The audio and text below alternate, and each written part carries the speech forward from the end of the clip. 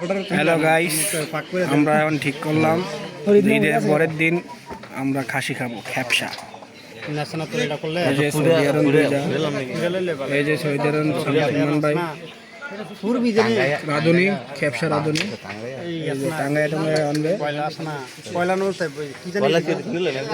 আরে কি প্লার কি জানি করে দি ওই যে গোল গোল গোল গোল কালারি বুঝি আগুন ধরাই সেটা মনে কর যে হাত দিয়ে ঘুরাই গেলে দিতেই পার কি ঘুরাই দেমো সমস্যা কি সব পোলামেনই থাকবো এখানে তো আর কোনো অন্য কেউ থাকতো না আর এমনি আছে না যেটা তেলটা বাইরে হইব এটা তেল দিয়ে আবার ইয়া রান্না যাবো খ্যাপসাটা রান্না করতে যাবো। সো গাইস, এই মনে করো আমি খ্যাপসা রান্না করি 10-12 হাজার টাকার মধ্যে একটা খাসি এলাম খাসি না আর কম দামে ভালো পাওয়া যাবে।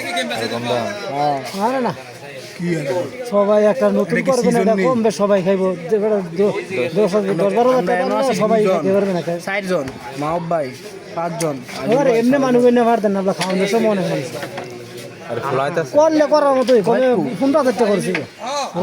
আমরা বাড়ি ফাইম মামিম আছে, এরপরে জিতান আছে, এখানে নিয়ম আছে, এরপরে তার বাইক না থাকবো অথবা এরপরে না চলবে না